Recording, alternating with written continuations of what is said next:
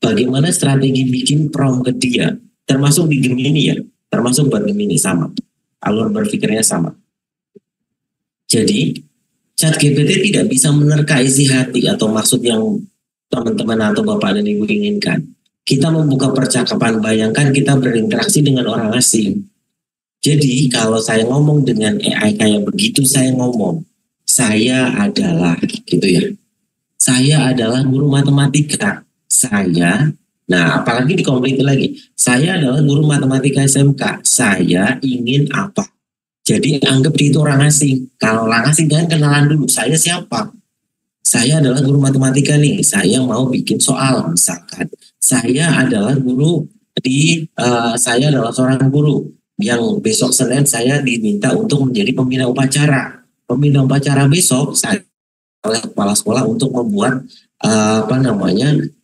membuat sambutan dengan tema apa. Maka jawabannya bisa cakep nantinya. Jawaban dari dia. Karena input ChatGPT sebagian besar dari konten web, buku dan Wikipedia, maka gunakan kalimat seformal mungkin. Kalau bisa ya. Kalau sudah dapat, biasanya tinggal klik lanjutkan. Masih ada lagi kah? Dia bisa menjawab. Saya praktek ya teman-teman. Variasinya banyak ya. Ini kalau mau bikin animasi bisa pakai Tom, bisa pakai Canva dan sebagainya. Ada Copilot juga. Copilot punyanya Microsoft yang nanti juga terintegrasi dengan ChatGPT. Nah, ada Google Bard yang disempurnakan menjadi Gemini. Nah, ada CapCut juga, ada Canva, ada SID dan sebagainya. Ada bypassnya, ada kalau AI lawan AI itu ada teman-teman. AI lawan AI itu apa? Dari bypass AI untuk bisa lolos Turnitin, ini GPT-0 untuk cetek Turnitin dan untuk anti Turnitin dan seterusnya.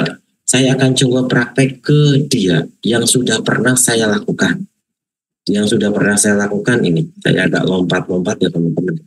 Ini dia yang pernah saya lakukan kepada dia. Jadi yang saya lakukan adalah ini. Saya mencoba menurunkan dari CP menjadi TP sampai ATP. Capaian pembelajar. Jadi ketika perintah ke dia, saya tidak mungkin perintahnya begini.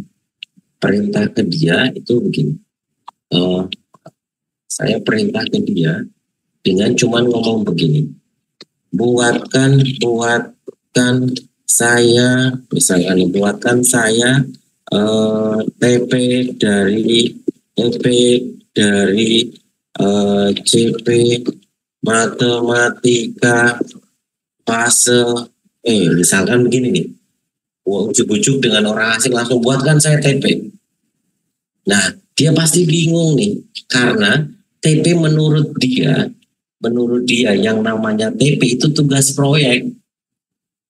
Nih, terlihat ya, terbaca di sini, TP-nya itu tugas proyek. Padahal bukan tugas proyek yang kita inginkan, tapi yang diinginkan adalah tujuan pembelajaran. Buatkan saya TP matematika fase E. Nah, ini ya. Tentu, dia langsung jawab aja. Dan tadi saya sampaikan, dia seperti orang yang sangat pintar, sangat baik, tapi dia orang asing. Mau dikasih apa, perintah apa, dia ngomong. Tentu, berikut ini tugas proyek TP untuk CP matematika fase E. Judul analisis standar tentang populasi IGZ. Dan seterusnya ada, jawabannya ada. Dia ngasih jawaban, teman-teman. Nah, maka dari itu, kita harus spesifik ke dia ketika akan memerintah ke dia. Terus gimana cara merintahnya Pak? Contoh dari hal yang sederhana dulu. Sebelum masuk ke bagian itu, saya masuk ke asesmen karena di TOR yang saya dapatkan juga ada yang begitunya. Jadi saya ceritanya begini, saya adalah guru matematika kelas 10, kelas 10 SMK. Saya akan membuat soal ulangan harian, misalkan materi misalkan ya materi tadi persamaan kuadrat, misalkan nih soalnya buatkan saya 10 soal pilihan ganda misalkan. Pilihan gandanya juga harus kuat ya. Pilihan ganda apa? A, B, C, D, E. Jadi kita langsung tahu perintah dia buatkan saya 10 soal pilihan ganda A, B, C, D, E beserta kunci jawabnya. Soal dalam bahasa Indonesia. Coba ya, enter. Nah, maka dia akan memberikan kita soal beneran tuh. Soal dan kunci jawabannya, dan seterusnya. Kalau tadi saya mintanya 10, ya 10 soal kita dapati. Nih, teman-teman. Jadi, kalau tadi saya tanya, buatkan saya TP, misalkan itu. Jadi bingung, TP menurut dia tugas project. Padahal yang kita inginkan bukan tugas proyek. Yang kita inginkan adalah tujuan pembelajaran. Tapi kita malah dapatnya itu. Tuh, pembelajaran yang pertama ini dapatnya 10 soal. Nah, tadi saya juga sampaikan ketika kita sudah puas dengan apa yang diinginkan, maka saya kalau misalkan ngomong lagi dong, maka kita dapat lagi. Misalkan nih, 2 lagi boleh, 2 lagi ya, misalkan.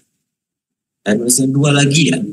Enter. Maka dia ngasih kita tuh nomor 11 dan nomor 12. Karena dia sudah paham dengan apa yang kita inginkan. Nah, setelah ini berarti rekaman dia kan masih terekam ada 12 soal. Dari 12 soal di atas, buatkan saya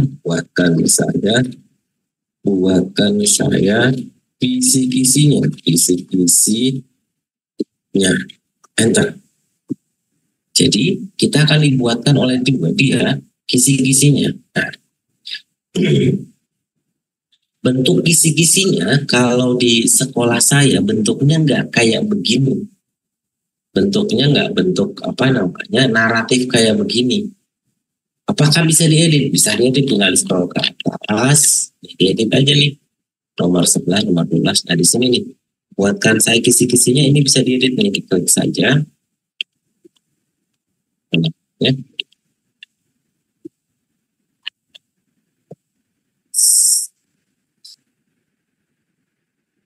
Klik oke.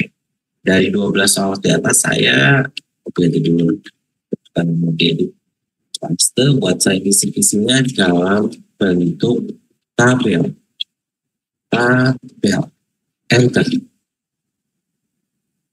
Maka akan muncul bentuknya sudah langsung dalam bentuk tabel.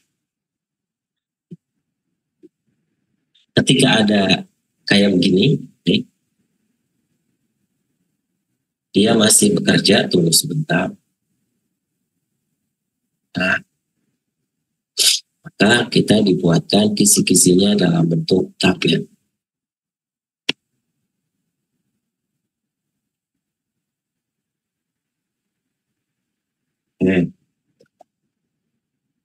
Dari kisi-kisi ini sudah sampai nomor tadi berapa? 12 ya.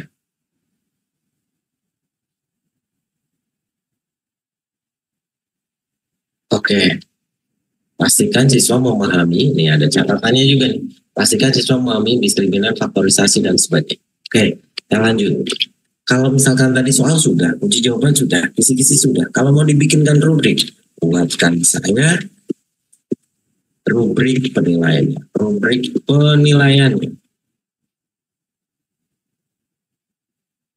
Nah, kalau dia sudah paham, maka kita bisa langsung dengan cukup mudah tuh. Rubrik penilaiannya, kriteria umum, penerapan konsep, dan sebagainya. Maka kita bisa dapati banyak tuh. Kalau kurang catatan penilaian dan sebagainya ada semua.